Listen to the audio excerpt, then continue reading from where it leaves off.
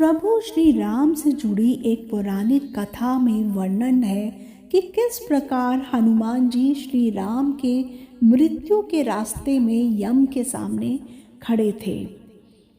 श्री राम ने पृथ्वी पर अपनी जीवन लीला समाप्त कर वैकुंठ धाम जाने का निर्णय लिया था। यही सोचकर उन्होंने यमराज को आमंत्रित किया, परंतु भगवान हनुमान के होते काल कभी भी अयोध्या में प्रवेश नहीं कर सकते थे। हनुमान जी किसी भी स्थिति में मृत्यु को अपने प्रभु श्री राम तक पहुंचने ही नहीं देते। यह बात यमराज ने श्री राम को बतलाई।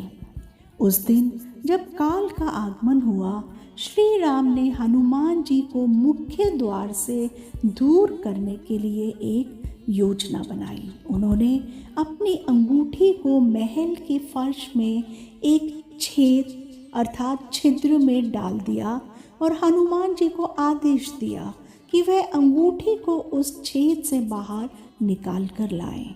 हनुमान जी ने अपना स्वरूप छोटा करते हुए बिल्कुल एक भंवरे जैसे आकार का बना लिया और अंगूठी को ढूंढने के लिए उस छिद्र में प्रवेश कर गए। परंतु वह छिद्र केवल छिद्र नहीं था, बल्कि एक सुरंग का रास्ता था जो सांपों के नगर नागलोक तक जाता था। हनुमान जी वहां नागलोक के राजा वासुकी से मिले।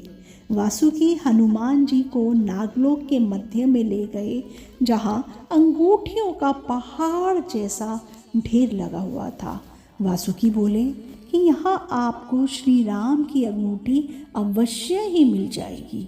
हनुमान जी सोच में पड़ गए कि वह कैसे ढूंढेंगे, क्योंकि यह तो भूसे में कोई सुई ढूंढने जैसा कार्य था। लेकिन सौभाग्य से जो पहली अंगूठी उन्होंने उठाई वह प्रभु श्री राम की अंगूठी थी। आश्चर्यजनक रूप से दूसरी अंगूठी जो हनुमान जी ने उठाई वह भी प्रभु की ही अंगूठी थी।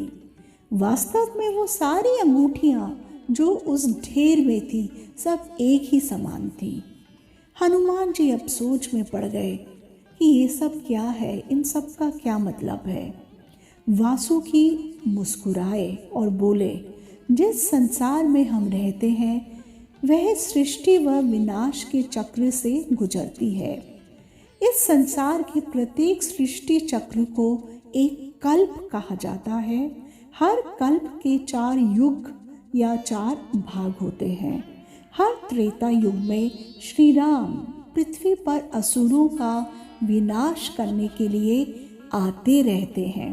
और यही नहीं, स्वयं आप भी हर कल्प में जन्म लेते हैं और इस अंगूठी को ढूंढते हुए यहाँ आते हैं। तब आपकी अनुपस्थिति में श्री राम अपनी जीवन लीला समाप्त कर यमराज संग अपने लोक वापस चले जाते हैं। इसी प्रकार इन अंगूठियों का ढेर बढ़ता रहता है। भविष्य में श्री राम की अंगूठियों के लिए अभी भी यहाँ बहुत अधिक स्थान है। अर्थात हर त्रेता युग में रामायण दोहराई जाती है। हनुमान जी जान गए कि उनका नागलोक में प्रवेश और अंगूठियों के पर्वत से साक्षात कोई आकस्मिक घटना नहीं थी। यह सब श्री राम की लीला थी। यह श्री राम का उन्हें समझाने का मार्ग था कि भले ही वह नारायण के अवतार हैं, यदि वह पृथ्वी पर अवतरित होते हैं तो उस रूप में उनकी मृत्यु होना भी अवश्यंभावी है। मृत्यु को आने से रोका नहीं जा सकता।